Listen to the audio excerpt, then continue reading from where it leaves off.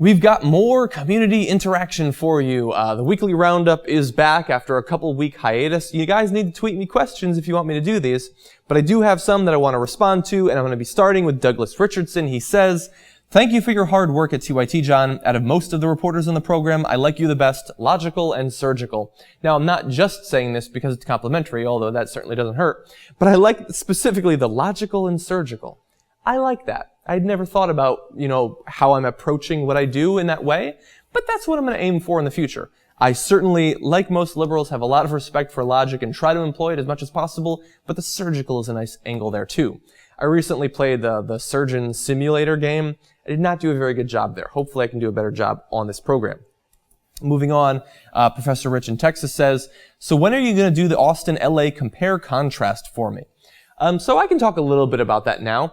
I've now spent over a year and a half in LA after spending about 5 years in Austin.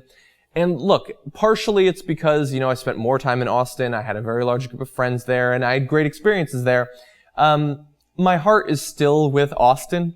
LA is perfectly fine, but God, Austin is just such a great city. I mean, feel free to comment down below if you've been there, but it's just great. The people, the food, the music, the outdoor activities, the weather is great. I just loved it, and I hope someday to have the excess money necessary to set up a studio there, and then we can set up TYT Austin. That would be awesome.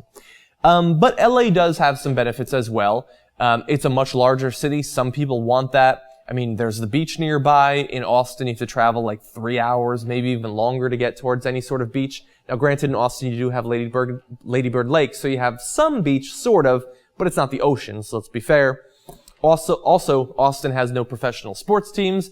You have to travel to Dallas or Houston or San Antonio from an hour and a half again to 3 hours or longer to see professional sports, whereas LA has multiple sports teams in multiple sports. And so there are definitely pros and cons to each.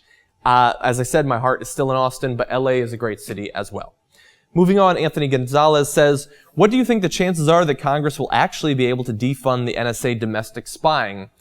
If you had asked me a month ago, I would have said close to zero. But I do like that both Democrats and Republicans are standing up against it now. Now, don't get me wrong. I think that the Republicans speaking out against it are, for the most part, political opportunists. And if it takes so long that a Republican can get into the presidency, expect their objections to die down real fast. But for now, they are speaking out against it, mainly because they hate Obama. Look, if they're in the right, I don't really care what their reasoning is. And so it is possible. What they need to do is they need to scare Obama. A lot of people, including myself, including Cenk Uygur, believe that the reason that Obama continues these sorts of policies is because he has military advisors coming in and saying, if you don't do this, Americans are going to die, your poll numbers are going to tank, and they're scaring him. So we need to scare him more. We need to tell him in the midterm elections, the next time a Democrat runs for the presidency, they will lose if they continue these policies, if these policies are still in place. And we need to scare him where it comes to the two most important things, money and votes. And that's the only way it's going to happen. And thankfully, this seems like one issue that Republicans and Democrats can attack Obama in a bipartisan manner for. And so maybe we'll see something. I don't know what the exact number chance is. 27% chance that they can get it stopped by defunding it. So we'll see. Last comment for today. This is coming from Gravetti. I am Jazzy Soul. That's interesting. What do you think about President Obama speaking about Trayvon Martin and the racial bias backlash? I did cover this on the program last week, but I don't mind talking about it again. I understand that people's objection to it in part is that it's one particular trial and it seems weird to have the president talking about that when he is a national figure tasked with dealing with international issues, talking about one case in particular is suspect. And I totally understand that. In this case, though, I don't have a problem with it. Obama has in the past given a couple of speeches about race, and I think that they were great speeches. I think that he has the understanding based on his biracial background, the experience he's had growing up in this country that other presidents in the past have not had. And so I appreciate him speaking out. To the extent that he helped to ward off potential rioting or anything like that, I think, again, it's a good thing. Now, do I think the federal government should get involved in the continuation of the case? That I don't know about.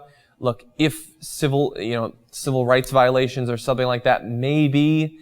I don't think that Obama should personally be involved in that. If Eric Holder wants to do something, I'm more amenable to that sort of course of action. But I don't have a problem with it. I have a problem with the Republicans who think that every time race is brought up by Obama, he's saying kill Whitey. That was a good headline I saw recently. And I think that it's accurate. I have more of a problem with the reaction to Obama's speech than I do to the speech itself.